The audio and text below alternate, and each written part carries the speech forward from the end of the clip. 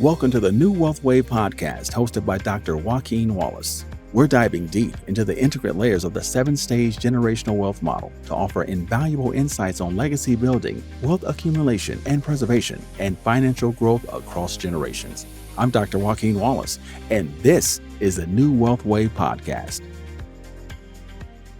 Hey, future wealth builders, welcome to another episode of the New Wealth Wave podcast, where generational wealth begins with generational knowledge. I'm your host, Dr. Joaquin Wallace, and today we're taking a journey through all 7 stages of my 7-stage generational wealth model, which explores the past, present, and future of your financial story. If you're new to the podcast, be sure to subscribe so you never miss these game-changing conversations. And if you haven't already, pick up my Amazon bestseller, Generational Wealth Begins with Generational Knowledge, which has achieved top honors across 3 financial categories, including bestseller new release. Today's episode features a powerful conversation with Dr. Gary Clement, a seasoned professional and more than 20 years in financial services. He's worked across discount brokers, wirehouses, and independent RIAs, holding nearly every FINRA license imaginable: 7, 63, 65, 3, 31, 24, and earning several distinctions: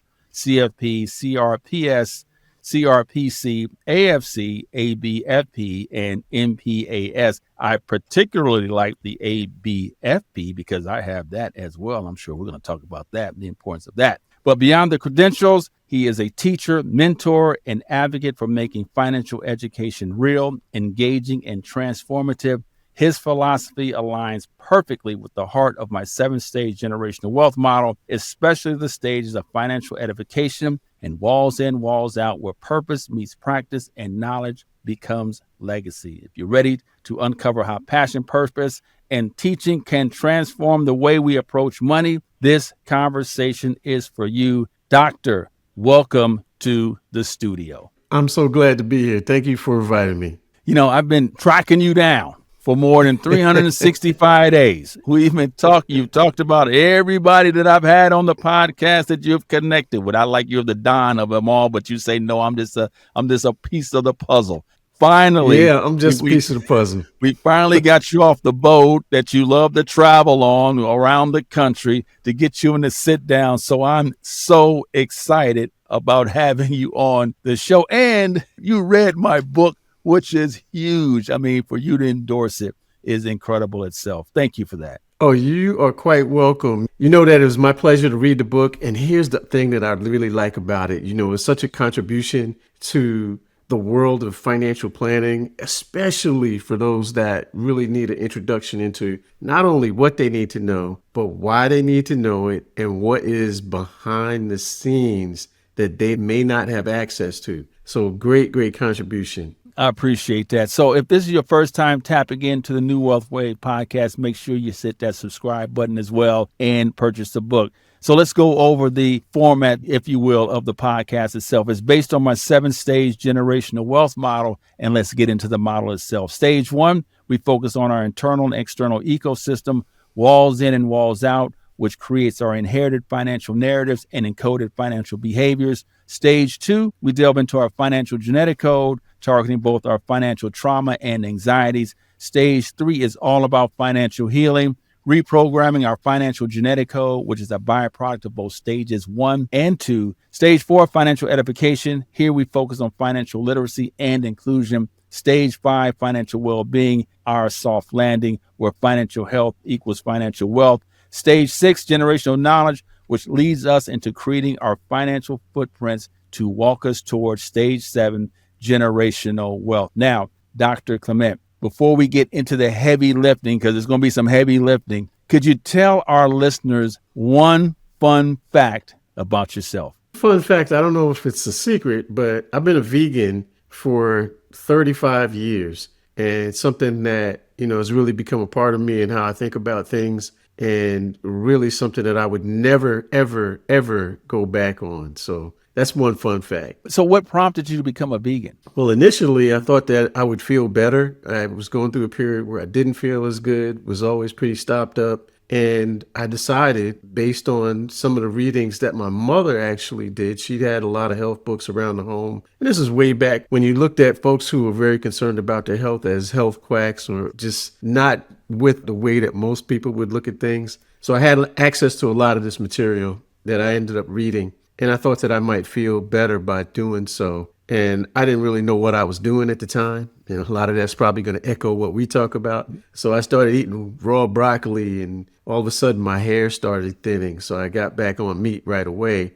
But then a couple of years after that, I started just eliminating one thing at a time. So I eliminated beef and other types of red meat, and then eliminated chicken, and then finally eliminated fish and dairy products. I definitely found that I did feel better. And it's been a life-changing thing that I'm glad to have done and stayed with over this 35-year period. I'm going to applaud you for that because I eliminated beef from my diet in 1990, beef and pork. Now, I still eat chicken baked, and I still eat fish. I love fish. But I eliminated both red and pork, and I will have to say that I feel so much better as well, too. So haven't went to the extremes of the chicken and the fish. I don't know if I can do that piece of it all, but I've done the other two fairly well, and I do feel good about that. So we always ask 3 critical questions to all of our guests because it kind of sets the tone for transparency for the listeners itself. So the first question is, before you became who you are today, where were you located on the 7-stage generational wealth model? I'd have to say I was at financial edification. I think I've been there for a very long time, but I had to backtrack a couple of times as well. You know, I've always been a big reader, and once I get my hands on material, I like to go through it thoroughly. I like to make sure I understand it. So I had been reading about and interested in investing and financial planning for a very long time. I've got thousands of books here at home. I've gone through most of them. And one of the things that really helped me was seeing that there are common themes in books. And if you read enough of them, those themes start to become prominent. And those are the things that you can really hang your hat on in terms of what you need to know and how you can move forward financially. But I have to say also that a lot of the things that I recognize now, I guess like a lot of people, I didn't recognize way back when. I didn't recognize that I might have had some walls in and walls out and some money scripts going on. I didn't recognize that I might have been dealing with financial trauma, some of which was not even my own. And I recognize now by learning about some of those things that I've gone through the process of financial healing and I'm moving forward through your 7-stage model. Next question for you. With that being said, what was your aha moment that you said, I need to make a change in my life? I've had several. There's a couple that really jump out at me. The first one is focusing on what I really wanted to do. I had an issue when I went independent as an advisor a long time ago, where, of course, when you start doing that, you're not making any money right away. Well, my wife didn't like that, and she said, you need to get a job. And one of the things that I told her was, I'll go out and get a job, but I'm not going to do anything that's not related to financial planning and investment management. I will find something that allows me to do something synergistic with what I really want to do and continue to build my knowledge. And I think that's so key because if you stay on a path, your knowledge begins to build, but build exponentially over time. And you never get to that point if you stop to do something else and get off track and then have to come back. So that was one of the major aha moments for me. Now I had another one that, I've been doing personally that has really illuminated a lot of things for me. I happen to be one of these finance nerds that builds their own kinds of financial models. So I did something real simple. I actually put together a balance sheet on a Google sheet, and I've included many other things on it. I include, what's going on in my businesses. I include my credit information. I include details about my credit cards, everything. And rather than using a system that allows me to pull things in automatically, I actually go out and look at every one of my accounts, if not every day, every other day. And it's done this for me. It has made things extremely clear about where I am, number one. Number two, vis-a-vis my goals, it's really clear what I need to do, where I need to focus on to move forward. So for me, actually taking an active approach of going through that, looking at it every day, it really helps me become even more focused on the things that I want to do. So currently, where are you located on the model today? I would say I'm somewhere around stage 5. I think that I've done a lot of education, as you know. I'm pretty clear on what I need to do. And it's just a matter of continuing to do that, getting to the point where I'm comfortable with my finances. And I'm pretty much there, but I want to be even more comfortable and get to the point where the finances are not an issue. And now you're back to, I'm just living. You're creating continually the life that you want to lead and then leading it. And that's really where I'm headed. A little different question for you here. I talked about your designations, the CFP, the CRPS, CRPC, AFC, ABFP, and the MPAS. I want to focus, though, on the ABFP, the Accredited Behavioral Financial Professional. We both have, not many people have that one. In your estimation, because I have my theory on this, but in your estimation, how has that certification helped you in your business today? Well, what it's done is it really has clarified that people are not strange, if they make decisions that may not seem like rational decisions. Of course, in this business, we're tempted to, because of our training, and encouraged to think that people are going to make good decisions, logical decisions, rational decisions if given enough information. Well, we know that we live in the real world, so that's not true. The major thing that I got out of that is that people are normal. And if people are normal, we need to begin to find ways to help them make good decisions, given the fact that there are many ways that they're hardwired to make decisions that, I'm not going to say bad, but are suboptimal decisions. I love that, because the reason why is I learned, these topics, you have an understanding working with clients, but again, it crystallized things for me. And as you mentioned earlier, I love how you phrased that what's rational to that person may be irrational to me, but I need to know why it's rational to that person. Because once I have a better understanding, then my irrationality of it said, well, you know what? That is rational to them. And it's based upon their inherited financial narratives, their encoded financial behaviors, this thing that we call now our financial genetic code that we actually have. We know people are different. Every individual has a different financial genetic code. And it's really one of those type of areas that it's not all about the math all the time. And I think that's why, to me, this is why when I wrote the book, I wrote it from the standpoint that I wrote it from, basically saying that it doesn't matter where you're at or what happened in the past. You have an opportunity today to make change. But you have to first,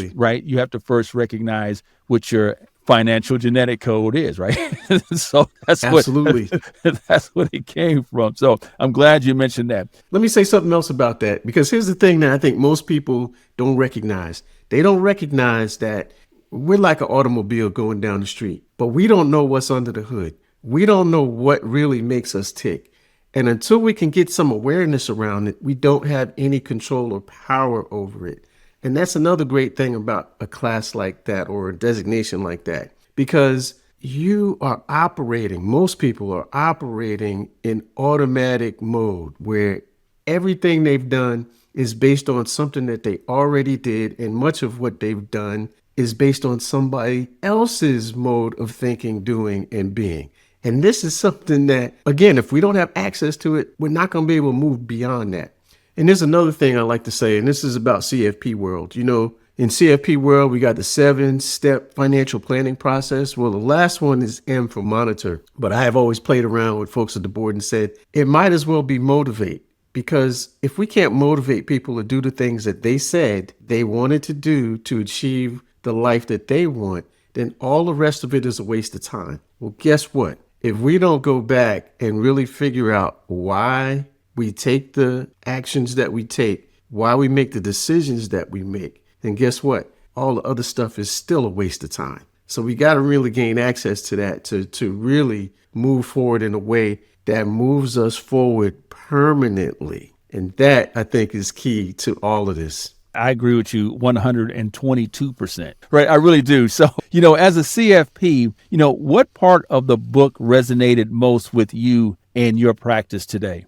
Well, I think that, people need to make not only changes, but they need to think through what they're doing, and they need to do so incrementally. And that, I think, people don't really think enough about as well. We want to make big changes. We want to grow our wealth and grow it really quickly, but it happens in stages. Of course, everybody wants to flip on a switch and have things change automatically. But if we can stay the course and make minor changes and minor improvements percentage wise, but do so on a consistent basis, we're going to get to where we want to go, do so much more effectively, and do so in a way where it's harder for us to fall back on what we used to do. I love the word incremental because I use that in the book. Having a public policy doctoral degree, I was introduced to so many theorists. And one of the theorists that I mentioned, I cited in the book, was Charles Lindblom, because we talked about incremental growth. And as you mentioned earlier, it's so important because we want to do everything all at one time. And we can't do that. It's incremental growth. And oftentimes in that, we find ourselves with our clients, or our clients come to us and they have unrealistic expectations. And those unrealistic expectations does not allow them to reach whatever their objective and goals. Because as you know, there is a difference between an objective and a goal. And the client oftentimes don't know the difference between objective and goals. And it is definitely a difference between the two. So oftentimes you have to educate them on what's the difference between objective and goals. And say, I really didn't understand that. Right. And so with that being said, the book introduces concepts like the financial genetic code and inherited financial narratives. Which of these ideas did you find most eye-opening in terms of your client conversations, or past client conversations, or going forward client conversations? Yeah, one of the things that people, again, don't always recognize is how much of their speech, language, and thinking around money is somebody else's. We all hear these things in our head. Money is the root of all evil. I'm not made of money. Money is not growing on trees. All of these kinds of things. And even though we may not even verbalize them, they're there. And until we can shine a light on them, they're creating a way that we are not really able to move forward because these things are going on in the background, like your own personal operating system. When I look at the title of the book, there's 4 to 5 subliminal messages on the title of the book itself. I was going over with someone yesterday, in fact. And, one of the things that if you look at the words around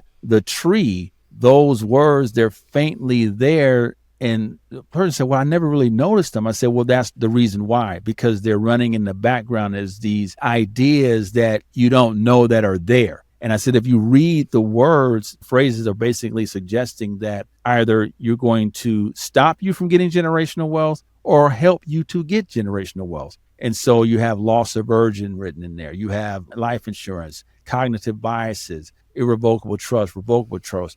All of these things are written around the tree. And I said, I never noticed that. I said, yes, that's the purpose, is that these are things that you don't notice in your everyday life. It forces you to really look at the book and say, oh, okay, now I see that one. Oh, I see that one as well, too. And then the roots, I said, the roots, those are your inherited financial narratives. Now, Dr. Brad Klontz talks about the money scripts. I firmly believe that inherited financial narratives precedes the money scripts, because these are narratives that are given to us unbeknownst to us without our permission. And I love how I didn't have to cue you up for that one. I love how you mentioned money doesn't grow on trees, because I heard that all the time in my house. I heard it all the time too. And the funny thing is that I was saying that to my kids before too. Money doesn't grow on trees, because these were phrases or colloquiums that was said to you, robbing Peter to pay Paul. I think I wrote in the book, I said to myself, I still don't understand why would robbing Peter to pay Paul. I don't understand that. But that's what my mom used to tell me, and then my dad used to say, I'm so broke, I can't pay attention. So all of these phrases and colloquiums that was running in the background that we continue. That's the walls in. Then the walls out is, as you know, is when I walk outside the door, what I see, what my environment looks like. This person's driving this type of car. This is what success looks like. Now they put the term FOMO, but we call it, keeping up with the Joneses. But all of these things keep in play. And going back to, having my public policy, I learned about Abraham Maslow's 5 hierarchy of needs, knowing and why that's important, how that relates. Number 3, when you look at your social environment, which is so important, right? You're around 10 people that Mm-hmm. have a negative environment. You jump in as 11th person. Either you're going to leave the group or you're going to become negative as well, too. So all of these things do come into play, and we see it all the time, especially in marginalized communities. I know you're in the sports as well. We see these athletes, they sign these contracts, and they immediately going to their walls Mm-hmm. out, their external environment. This is what they deem as success, but none of them have the proper resources in terms of creating generational wealth. And we're going to get into that. Generational wealth begins with generational knowledge. Your thoughts on Absolutely. that? Well, I think you're 100% right. I think that, they're impacted by a lot of things that they're not really aware that they're being impacted by, especially athletes. And if they're comparing themselves with their peers, they're going to think, hey, this is something I should have because I've worked for it. Everybody expects me to have it. Everybody I'm around has it. So I should have it too. When the bottom line is they don't always acknowledge they got the equivalent of a lottery ticket, and they have responsibility for that. They can choose to make that something that turns into generational wealth, or it just can be a flash in the pan for them for a few years. What's the better way of going about it? What they don't see is that they could have everything that they wanted within reason by really stopping, looking at what's going on, trying to focus on what it is they really want to accomplish, and then moving forward from that standpoint, as opposed to allowing themselves to be led through things that happened in the past, things they were told in the past, things that they're told in the present, without looking at what do they want their future to be like. And I think that's real misgiving for somebody who's got that opportunity in front of them. And we look at the athletes because that's the 1%. But what about the other 99% that we know, that our next door neighbors, our cousins, our aunties, friends, entrepreneurs that we know of? They're still living in most cases in that external environment as well, too, as what they deem as success, and not able to transfer, their wealth, the shirt sleeves, as I referenced in the book as well. And as you know, the third generation, 10% of the wealth is maintained. The second generation, 30% of the wealth is maintained if you're in the first generation. So it's important to be able to transfer that knowledge. I firmly believe, I'm sure you probably believe the same as well, is that the knowledge, transferring the knowledge is probably, I would say, just as much or higher in terms of percentage than the actual assets itself. Because at the end of the day, if we're not transferring the knowledge, it really doesn't matter. And we've seen it in our communities. We've seen it outside our communities as well, that those individuals who didn't have the right plan in place, so to speak, was not able to transfer their knowledge. That's where the shirt sleeves come into play, not able to transfer the knowledge. So, how does this book bridge a gap you often see in traditional financial literacy? Well, in traditional financial literacy, they make a lot of assumptions. They're telling you about the numbers, they're telling you about strategies. But one of the things I always was bothered by with a lot of these books is that they assume that you got a certain amount of money. If you don't have a certain amount of money, then much of what is in there with regards to strategical things that you could do, they're not going to help you. So that's where this comes in that you got to really focus on your behavior before you get the money. And this is sort of like what we're talking about with the athletes too. If you focus on your behavior before you get the money, then you stand a chance of making the right decisions to build wealth and hold on to wealth. So that's one of the things that is missing in a lot of other books that's here. The other thing I want to say about this is that we need to learn how to focus on the things that we want. And once we're able to do that, all the other stuff begins to be less important and less impactful for you. When folks are clear about what they want and clear about how they can get there, then a lot of this other stuff doesn't matter. So the late model luxury cars, if that's not something that's going to help you get closer to where you want to be, you got a choice to make. And it becomes really clear. This is, again, going back to what I said about putting together a balance sheet and looking at it on a regular basis, because I'm quite clear about what I want to achieve. And I'm quite clear about making certain purchases that are not going to get me closer. In fact, they're going to take me further away from where I want to be. So being able to do that while having a firm idea of how to handle your own behavior is going to help people actually build the lives that they want to build. Absolutely. If one of your clients asks you why they should read this book, what would you say to them? Well, we've been saying it over and over again. You got to understand you, right?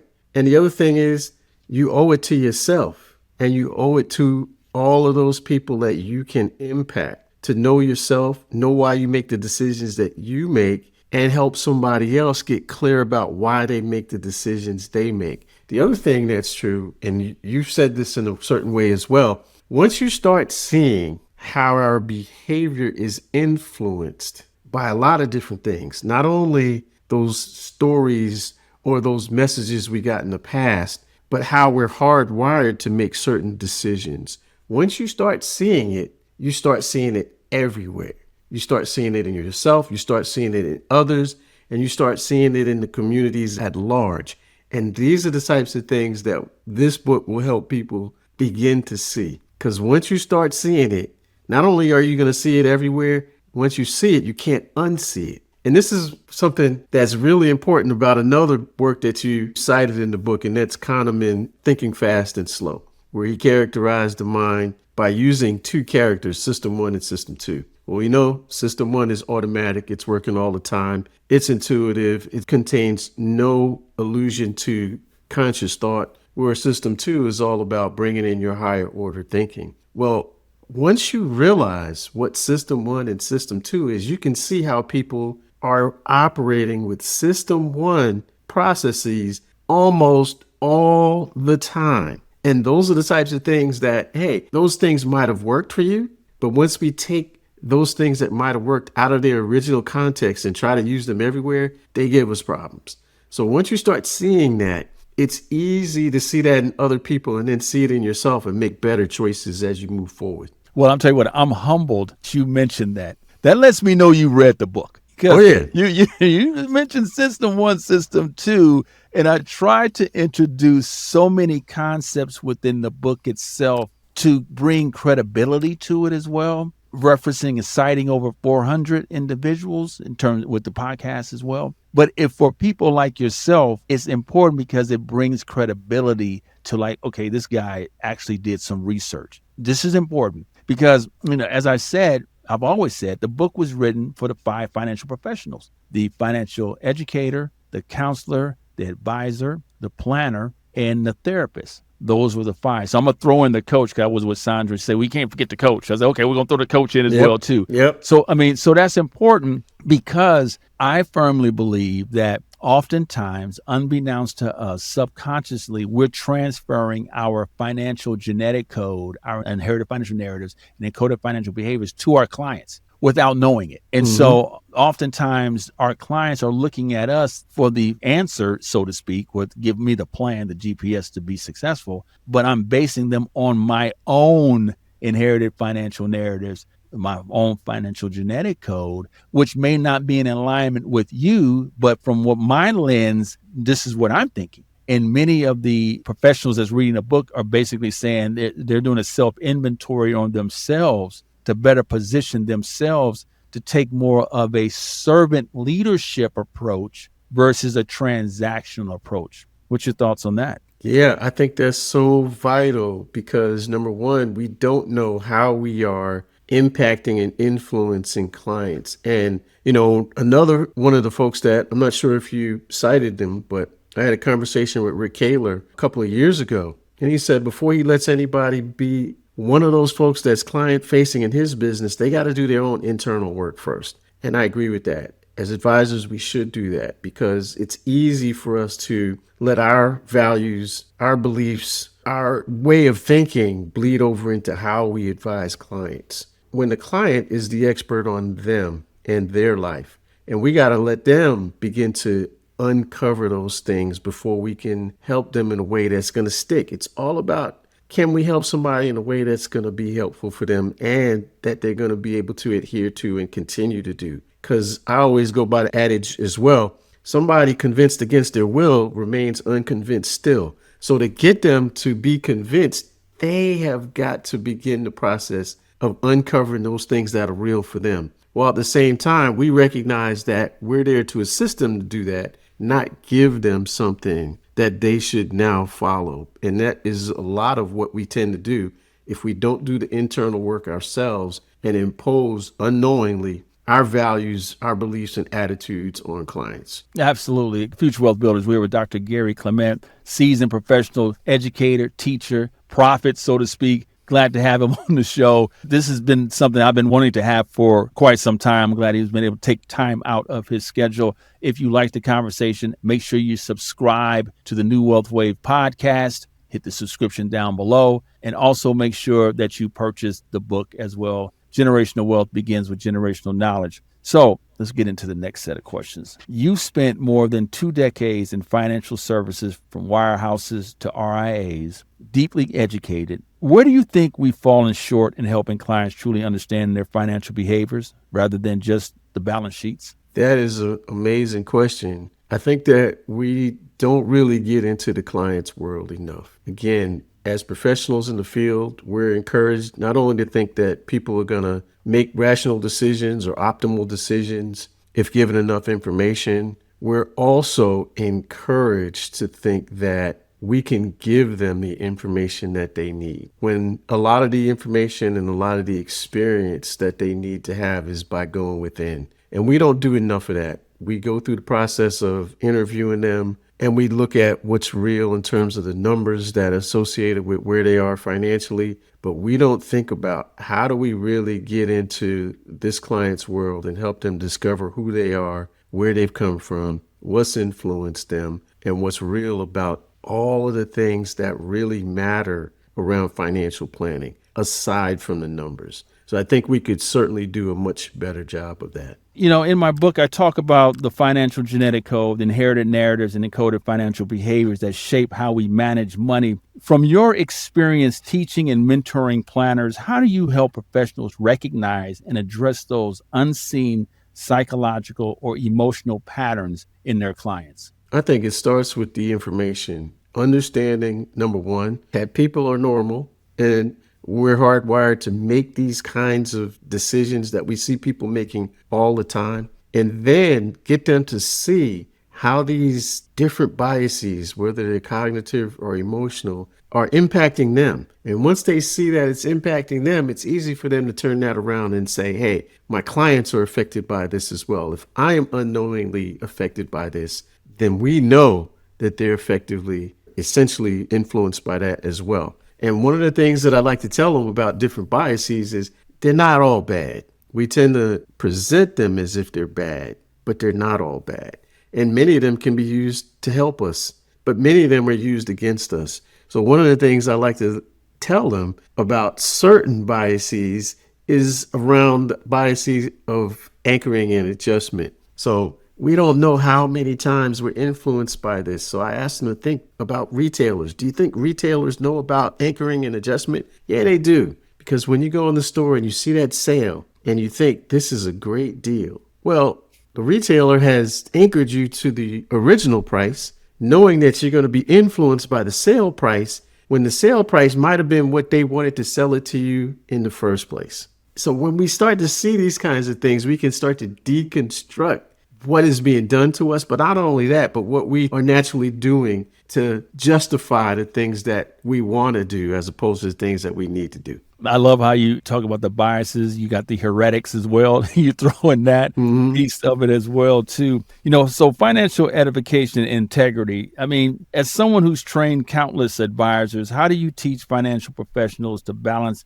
technical mastery with emotional intelligence and ethical integrity? Well, this gets back to knowing something of behavioral finance, really getting into that world. And one of the things I do tell them is that anybody can learn all of the technical stuff. Anybody can learn about strategies that can help people bridge where they are to where they want to go. Anybody can do that. And nowadays, we've got algorithms and we've certainly got AI. So a lot of that is going to lose its importance. But what will never go away is the importance of having a human relationship between human beings. And because of that, we really need to focus more on behavior. And I also like to use something that a lot of people have said, but I've kind of taken it as my own as well. Personal finance is more personal than it is finances, meaning it's more about the behavior than it is about any numbers. So when people start to understand that, not only, again, do they understand their own behavior, and understand why they are where they are. But now they've got a handle on how to help people move behaviorally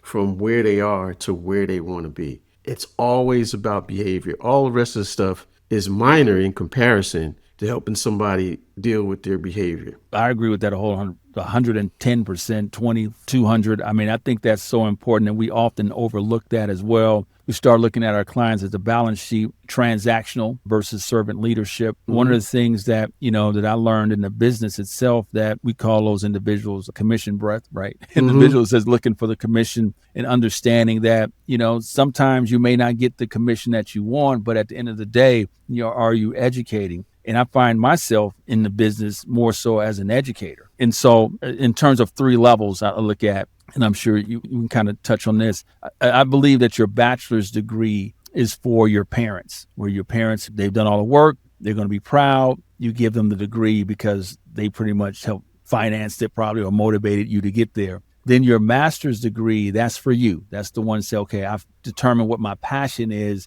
This is what I want to do. And I'm going to go intently to pursue that. Then you get to your terminal degree, as you have. Your goal, I believe, is more so to move a generation. Your goal is to educate. Your goal is to transfer knowledge. And I think that's why you do the work that you do and I do the work that I do, is more so not about the commission. It's all about me giving you information to actually change a generation, change a culture. Absolutely. That's what we do. And I'm really more 10 toes down to that aspect of it, more so than actually selling an insurance policy or moving you into an annuity or whatever the case may be, put you into some sort of structured product. I'm more so into, let me educate you, because that to me is more impactful than anything else. We're talking about tenfold compounding interest that we're growing and growing and growing. And that's the purpose of me writing the book, was more so to say, I've done all of this. Now I'm giving you some tools that will help you be successful, and you can transfer this and take it however you want to. But most importantly, it was basically designed to say, give yourself grace. No one's perfect. Your today is where it begins.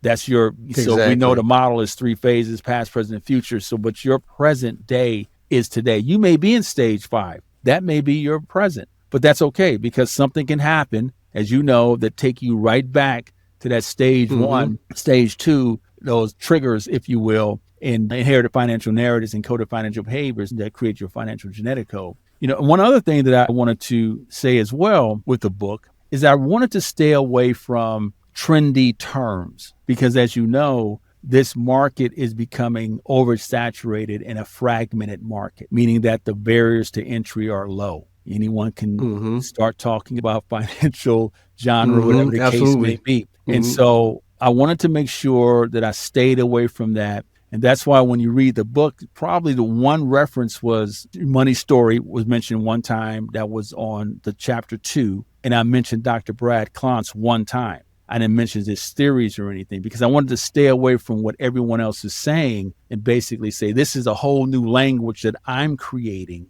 that differentiates me from the other individuals that are out there. Inherited financial narratives, encoded financial behaviors, financial genetic code. And quote, I love how you went system 1, system 2, Charles Duhigg, habit loop, Charles Lindblom, all these theorists that you probably never heard of. But I wanted to say, hey, here's some other individuals speaking the same way, but in a way that is not, I would say, intimidating. What are your thoughts about that? Right. Yeah, I mean, this gets back to one of the things I said before about reading broadly in this world, right? In this financial planning / investment world, because you start to see themes running through. So that's one of the things I saw when I was reading your book. I saw themes running through that I had seen in other work. And one of the things that's so important about that is once you start seeing the same themes over and over again, that leads more credence to them. And I love the way that you did so in a way that wasn't intimidating, because this is more accessible to folks that may not have been able to really make sense of some of the other theorists and what they've said. So it's important for them to gain access to this, because hopefully when they do go back and start reading some of that other stuff, they're going to start seeing those themes once again. That is going to make it more real for them. make it more credible for them, and make it something that they know that they need to gain facility around to help them help themselves. So I think that's awesome. And I appreciate that. And so, when I hear from people like yourself, who I respect in the business, I knew that for you to say, hey, I love what you're saying, well, that says a lot because you actually are well respected. To get Dr. Preston to write the forward, what that says a lot because who he is, you know what I mean? And so, all the luminaries that actually did say, hey, I'm okay with giving you an okay was important for me because I knew and I know and I still do understand I'm going to be scrutinized with the book itself. Therefore, I wanted to make sure that all the references was tight. That was important. Make sure all the editing was tight. That was important. And, one area, Dr. Clement, is that initially when I positioned the book with public publication, I was turned down. And so, Wiley, everyone said, no, we have books like this already. And my argument was, no, you don't, because they're looking at it from one lens and I'm looking at it from a total package. This is what and it's not a sales book. And so when I was going through the writing, I was asking people, how should I write the book? And many people said, don't dumb it down. Make us pick up a thesaurus in a dictionary because that's going to make us better. And so that's what I did. And I tried, I used some words in there that, some humor, if you will. But for the most part, I tried to be not too academia because then it can turn people off. But I tried to make it as realistic as possible, bringing in the podcast transcripts to help bring it to light because I wanted to make sure that the readers knew that there were professionals like myself that was being transparent, that wasn't perfect. Bringing in a Sandra with her transcript, bringing in Dr. Marsha Rubin. I don't know if you're familiar with her work. Brian Seymour, we mentioned him. People that Michael Thomas. These individuals are important because they're making headway in this space. But then again, it brought it back to credibility and transparency throughout for everyone. I'll say something else about what you've done with this book that is important. You've made it okay for people to recognize that their culture says something about them. So being culturally specific without being obviously culturally specific is important because there's certain things that you heard coming up, I heard coming up, right, that other people don't hear.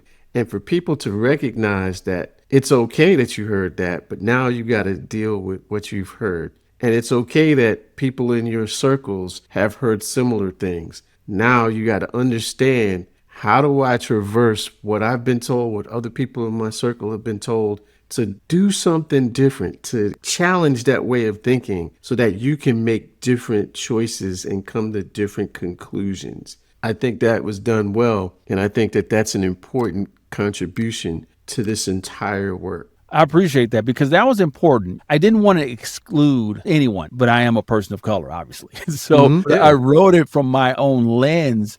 But as I say, the model itself is colorblind. But who needs generational wealth more than others? Right. Yeah, exactly. The book was written from a marginalized slant, but the model is colorblind. So everybody can benefit from reading the material. Absolutely. But one of the things that I do like to say about this and about generational wealth, we already know what the wealth figures suggest. We are way behind when it comes to building wealth. And in many cases, we got to start over. Each generation is starting over because there hasn't been that transference of knowledge. There hasn't been that transference of wealth. And it's so important to begin to get a handle on that so that you're not leaving somebody a situation that could have been so much better if somebody prior to them had taken the time to really delve into their own behavior, been able to build something of worth, and been able to give them a head start on moving forward, which not only helps them, but it could potentially help the people that come behind them. And for generation after generation can help so many people. And we've been locked out of that to a large degree. I agree. So you ready for the legacy lightning round? Let's see what you got. Okay. All right. So this is the legacy lightning round. What's one financial lesson you wish you had learned earlier in your career? I would have liked to have learned that it's not all about appearance. So I drove certain cars, I wore certain clothes, I lived in certain places. And all of these things have a financial impact on you when you're specifically trying to build your wealth. That's something that I thought I had to do, not just because people might have expected that of me, because I'm providing financial advice. But the other thing is I wanted to do that because I came from a background where I didn't have these sorts of things. So I wanted to have those types of things. But if I could do it again and if I could have learned something much earlier, those things aren't important. That's that walls It's being out. able, exactly. It's being able to understand what is important and go after those things that are important. And, I tell a lot of kids this, if you're willing to do the things that people don't want to do, and if you're willing to have what other people don't want to have, if you're willing to accept having what other people don't want to have, then later on, you can do the things that people can't do and have the things that people can't have. It's a matter of perspective. And I think that we tend to put the cart before the horse with regards to that, and it ends up biting you in the butt most of the time, especially when you can look back and see that there's years that have been wasted where you could have built wealth and could have been further along the path of building the life that you really want. What's a common financial myth you love debunking when you teach or mentor? People think that saving is not important. And I say, if you can't save, none of this other stuff matters. If you can't get yourself to spend less than you have coming in, nothing is going to move forward for you financially unless you get struck by lightning and bit by a dog in the same day, right? It's just not going to happen. So that's one thing that I think people don't really focus in enough on. We have the myth that if we make a lot of money, and this really gets to your question, if we make a lot of money, we're golden. It's not about the money you make. It's about the money you keep, regardless of how much you're really making. So that's the myth that I would like to bust immediately, if possible. If you could describe your financial genetic code in one word, what would it be and why? Wow, that's a good one. I would say never stopping. I know it's more than one word. Persistence. Let's say persistence. I'm never stopping, never stopping. That's okay. You're a doctor. You can use more than one word. That's okay. I'm fine with that. What's one behavior or mindset you believe every financial professional should reprogram to better serve clients? The ability to listen, and really listen without the thought of responding, but really listen and really get into somebody else's world by letting them express themselves, however it is they do so, and really focusing on what it is they're saying, who they are, and where they're going. So listening really trumps all. When people think of Dr. Gary Clement years from today, what do you hope they remember most about your impact? That I tried to make a difference, that everybody is capable of building the life of their dreams. It's not easy and it's doable. I think that we tend to try to make things more difficult than they should be. And a lot of that is around what we were talking about, what we've been talking about. It's being able to get out of your own way and do the things that are going to make a lasting difference in your life and other people's lives. So yeah, I would like to be known as somebody who made a difference for a lot of people. You've done that. I went over it earlier, all the people that I've actually had on this show that reference you all the time. And so you're the man. So I appreciate you coming on, taking time out of your schedule today. To our listeners, if today's discussion resonated with you, I encourage you to grab a copy of my book, Generational Wealth Begins with Generational Knowledge. It's more than a guide. It's a blueprint for transforming financial survival into sustainability, generational wealth. And to Dr. Gary Clement, on behalf of myself, our producer, Ray Haycraft, and the entire New Wealth Wave community, thank you for continuing to elevate the conversation and for reminding us that planning with purpose creates legacy. And as we always say, generational wealth begins with generational knowledge. And I'll see you on the next episode of the New Wealth Wave podcast. Thank you for joining us on the New Wealth Wave podcast, hosted by Dr. Joaquin Wallace. Our show is edited and produced by Ray Haycraft. To dive deeper into the world of financial wisdom and learn how to create your financial footprints, head to our website at www.drjwallace.com. For more updates and exclusive content, connect with us on social media by searching Dr. Joaquin Wallace. And if you have questions and comments, feel free to email us at thenewwealthwavepodcast@gmail.com. Remember, generational wealth begins with generational knowledge. And as always, thanks for listening. The content presented in this podcast is strictly for educational purposes and should not be taken as investment advice. The views and opinions expressed by our guests may not necessarily reflect those of the New Wealth Wave podcast and its host or producers. Listeners are urged to exercise discretion and judgment before making any financial or investment decisions. Always consult with a financial professional or advisor before taking any action based on the content of this podcast. If you're enjoying the New Wealth Wave podcast, we appreciate if you leave us a review. We're always open to topic suggestions and guest recommendations. Feel free to reach out to us directly with your thoughts and feedback. Thank you for tuning in, and we'll see you next time on the New Wealth Wave podcast.